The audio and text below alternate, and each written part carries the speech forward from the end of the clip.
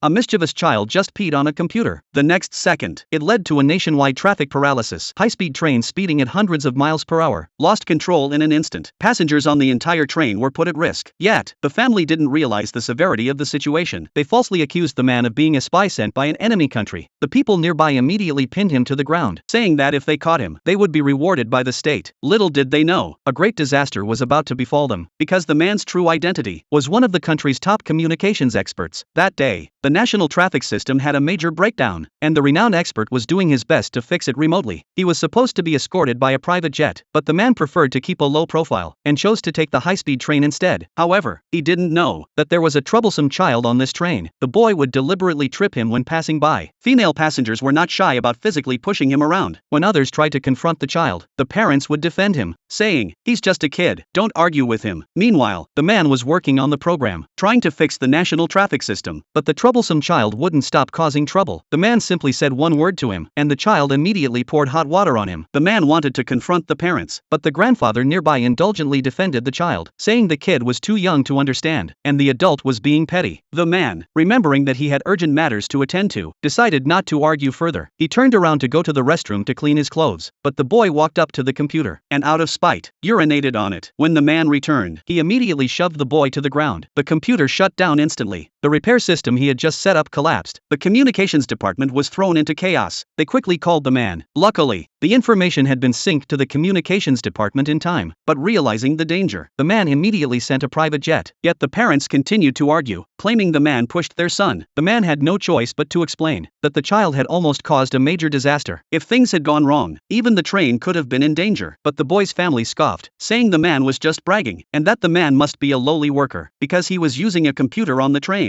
They insisted on making the man apologize. At this point, the train conductor intervened, warning the elderly man that high-speed trains were public spaces and he should be more respectful. Furthermore, their actions had caused public outrage. As parents, they needed to manage their child better. The man asked the conductor if they could change seats. He didn't want to be near such uncouth people, but the parents wouldn't let up. They insisted on harassing him. Passengers around them started to criticize the parents for causing a scene, but the parents showed no shame and loudly claimed that they were being bullied. Seeing how unreasonable the family was, the man realized he couldn't win by staying silent, so he decided to get off at the next station. However, the reckless child started causing trouble again. He snatched the man's computer and said he wanted to play games. The grandfather tried to give him his phone, but the boy threw it on the floor in disdain. Fearing that the child would mess up the system, the man tried desperately to stop him, but the parents favored the boy, saying it was just an old computer. Why couldn't their son play with it? Passengers were appalled, saying the boy had no manners, and that he had no right to take someone else's property. They suggested calling the police to have him arrested. The boy, angry at being scolded, threw the computer on the ground, and the next second, the entire national traffic system was paralyzed. The train's operating system malfunctioned as well.